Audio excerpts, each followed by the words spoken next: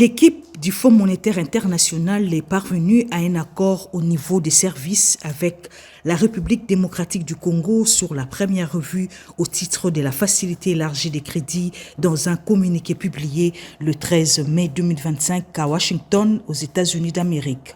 L'équipe du Fonds monétaire international a annoncé être parvenue à un accord au niveau des services avec les autorités de la RDC sur la première revue du programme économique et financier triennal soutenu par la facilité élargie des crédits sous réserve d'approbation par la direction générale et les conseils d'administration du FMI prévu fin juin 2025. L'économie congolaise a fait preuve de résilience avec une croissance de 6,5% en 2024 portée par les secteurs extractifs. La croissance devrait rester supérieure à 5% en 2025. L'inflation est revenue à un chiffre en avril grâce à une coordination efficace entre la politique budgétaire et monétaire. Selon les Fonds monétaires international, la stabilité du taux de change qui en a résulté depuis mi-2024, conjuguée au resserrement approprié de la politique monétaire,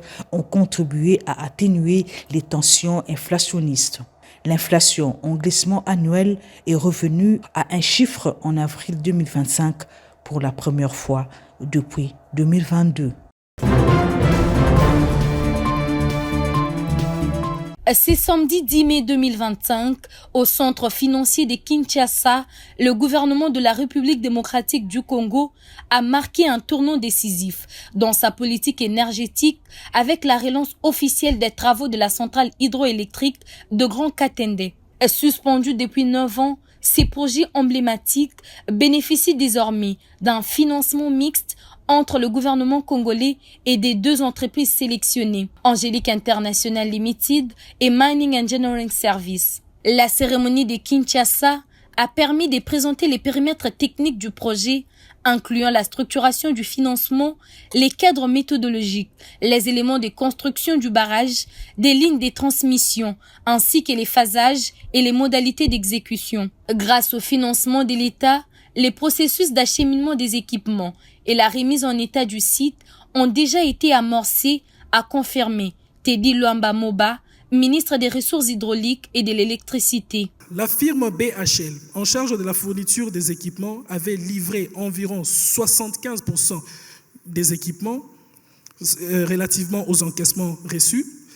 Depuis lors, les livraisons comprenant 103 conteneurs, soit environ 3900 tonnes d'équipements de la centrale ainsi que de la ligne de transport, ont été réalisées.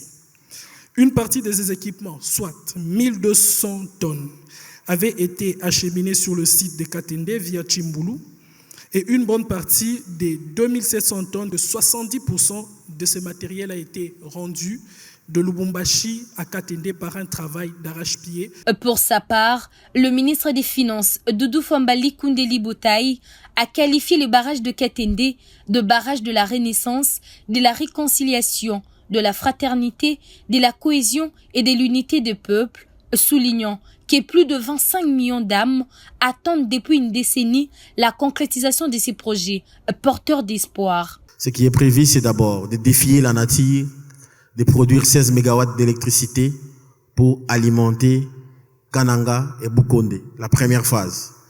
Le défi et l'objectif est de produire cette énergie dans 24 mois à partir de la date du lancement. Le gouvernement attend de cette relance une convergence d'engagement en vue d'un impact réel sur la vie des populations. Nous interpellons, comme on a dit, dans quelques jours, on verra la relance sur terrain et que dans une année, les activités vont commencer. Alors nous souhaitons vraiment bonne chance et c'est le souhait de notre partie du pays, le Kasaï central, parce qu'il y a beaucoup de chômage, il n'y a pas d'industrie, il y a des choses qui changent comme ça parce qu'on n'a pas l'amabilité de le faire, manque du courant. Nous y croyons et nous rappelons au chef de l'État qu'il avait intérêt à concrétiser ces grands projets.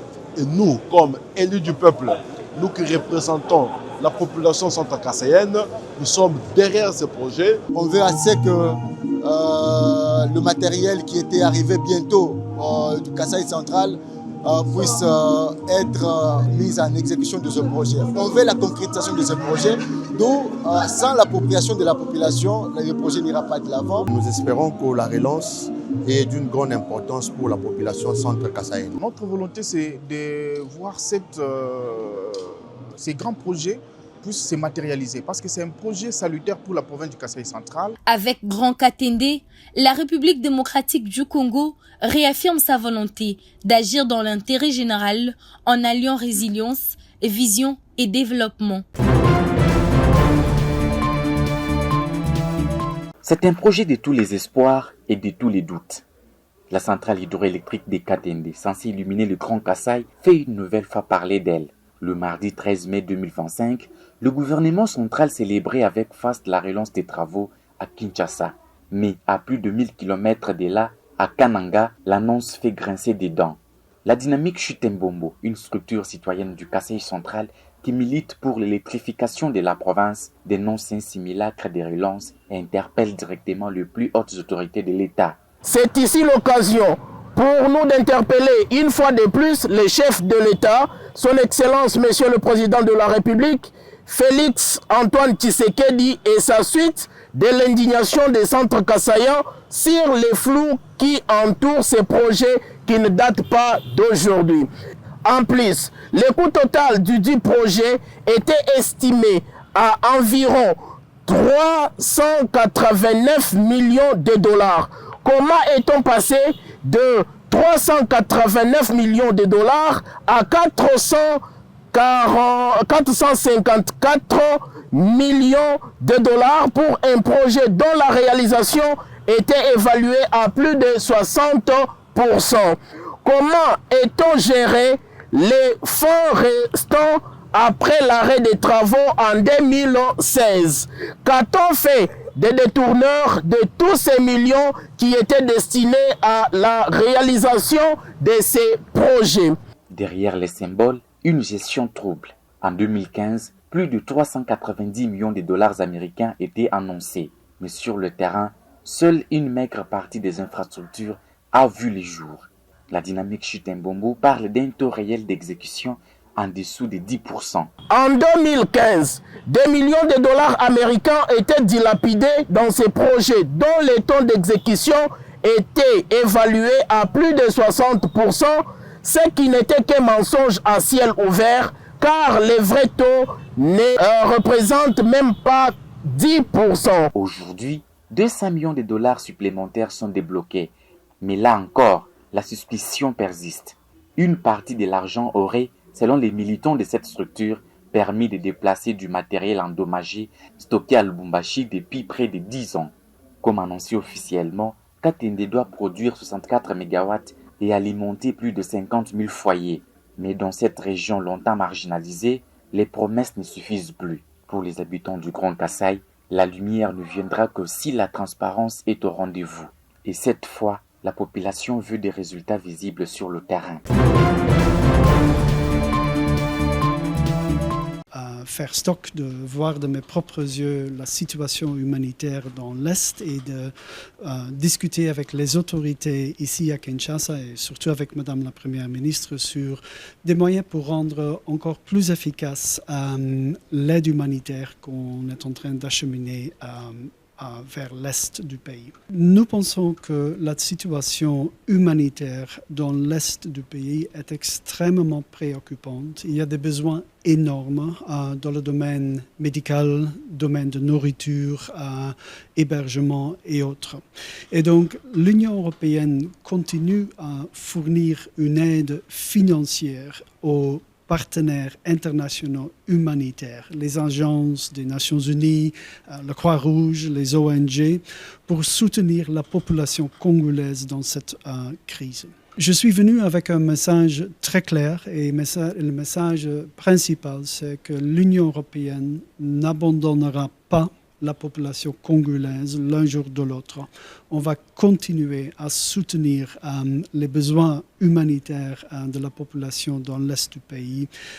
Nous avons débloqué déjà 100 millions d'euros cette année pour soutenir les opérations humanitaires et on a organisé un pont aérien, donc une opération logistique pour acheminer de l'aide, du matériel de l'Europe vers la République démocratique du Congo.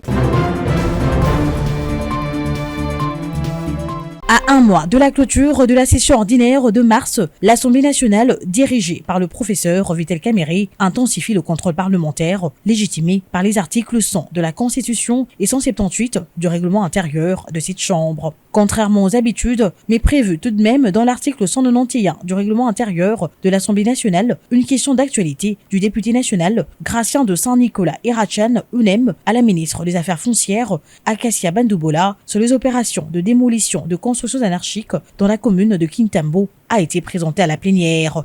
Par cette question d'actualité, cet élu de Bunia recherche les véritables raisons qui ont motivé ces démolitions, rendant plus d'une famille sans domicile. Excellence, Madame la Ministre, la population de la ville de Kinshasa, dans la commune de Kitambo, est sous le choc de la destruction des maisons par des agents de l'État depuis près de 10 jours. Selon les informations à notre possession, les occupants des immeubles érigés dans ces secteurs n'ont pas été avertis des actions qui allaient suivre. Pourriez-vous nous dire exactement ce qui se passe dans cette commune? Pourquoi de grandes machines détruisent ces maisons avec comme conséquence des familles entières dans les rues de Kinshasa sous les étoiles et ayant perdu tous les biens? Vos réponses nous permettront de comprendre ce qui s'est réellement passé et prendre notre responsabilité en tant qu'élus du peuple face à cette situation. Dans sa réponse qui a duré plus de 40 minutes, la ministre des Affaires foncières, Acacia Bandoubola, a révélé que la décision de démolir les habitations construites anarchiquement dans la commune de Kintambo émane de l'exécutif provincial de Kinshasa sur demande de l'ONATRA. La gestionnaire des domaines foncières de l'État estime par ailleurs que cette décision vise le rétablissement de l'autorité de l'État dépouillée de ces domaines foncières publics et privés par des tierces, ainsi que la préservation de la sécurité collective. Les questions soulevées ne se limitent pas seulement à des démolitions. Elles nous ramènent plus particulièrement à un fondamental le plus important d'un État, à savoir la préservation de l'autorité de l'État face à l'anarchie. Les opérations de démolition des maisons d'habitation dans la commune de Kintambo ont été lancées par le gouvernorat de la ville de Kinshasa. 2 sites ont été ciblés et les constructions y érigées démolies. Il s'agit des maisons se trouvant le long de la rivière Mampenza et celles situées le long de la ligne ferroviaire. Pour ce dernier, la demande de démolition émane particulièrement de l'Office national des transports, ONATRA, autorité gestionnaire de la ligne ferroviaire. Il faut également relever que ces constructions se trouvent sur les terres dites domaine public de l'État. La question d'actualité n'appelant pas de débat, cette étape a donc laissé place à l'examen de 2 projets de loi du gouvernement portés par le vice-premier ministre, ministre de l'Intérieur, Sécurité, Décentralisation Affaires coutumières, maître Jacquemin Chabani-Louko, pour le projet de loi portant programmation de la mise en œuvre de la réforme de la police nationale congolaise pour la période allant de 2024 à 2029, et le ministre d'État, ministre de la Justice et garde de Sceaux, Constant Mutamba Tungunga, pour le projet de loi portant création, organisation, fonctionnement et compétences du tribunal pénal économique et financier et du parquet national économique et financier est rattaché. La loi du vice-premier ministre de l'Intérieur sera envoyée à la commission défense et sécurité et celle du ministre d'État à la commission PAJ. Au Kasaï, ils ne sont plus que 3. Après une demi-finale disputée à Chikapa, 3 jeunes talents ont décroché leur billet pour la grande finale du festival culturel Grand Kasaï. Jeannette Moukeba Oumanyangi, élève de l'Institut technique Mama Olive Lembe Kabila, s'est imposée avec 80%, suivie de Kabombo Kazadi du Collège du Venu et de Richard Kabamba. 10 candidats étaient en lice, évalués sur les épreuves de mathématiques, de culture générale et d'orthographe. Motivée, Jeannette s'est dit déterminée à aller jusqu'au bout. Je me suis juste concentrée premièrement. En plus, deuxièmement, j'ai prié, c'est fini. Je vais encore mettre en pratique ce que je peux faire encore que je puisse gagner au final. La coordonnatrice du Centre culturel de la jeunesse salue cette étape franchie, mais appelle les partenaires à respecter leur engagement. Ça n'a pas été facile. On est à Chikapa dans la province du Kasaï où nous avions évalué les enfants en demi-finale. Et nous avions retenu que sur 35 qui se sont inscrits, on a retenu que 3 qui sont partis jusqu'en demi-finale qui doivent représenter valablement la province du Kasaï au mois de juin. Il y en a 3, il y a une fille qui est sortie victorieuse et les 2 autres garçons. Et ça n'a pas été facile, mais nous avons fait de notre mieux pour arriver jusqu'à cette étape pour la province du Kasaï. La prochaine étape pour eux, ce sera la finale, où ce sera en juin, où nous allons célébrer d'une autre manière culturelle l'indépendance de notre pays. Pour le partenaire de la province de Tshikapa, notamment le gouvernement provincial, nous avons vraiment besoin de votre soutien sur le plan financier. Ça demande beaucoup des cadeaux, les déplacements, les touristes. Ça, nous remettons dans le maître du gouvernement provincial qui doit faire des sommets pour appuyer cette grande activité qui va à l'honneur de toute la province qui compose les Grands Kasaï. Le ministre provincial de l'Éducation, lui, félicite les lauréats tout en encourageant les autres à persévérer. La finale est attendue en juin. Elle réunira les représentants des 5 provinces du Grand Kasaï autour d'un thème porteur d'espoir. Une paix durable pour un Congo meilleur.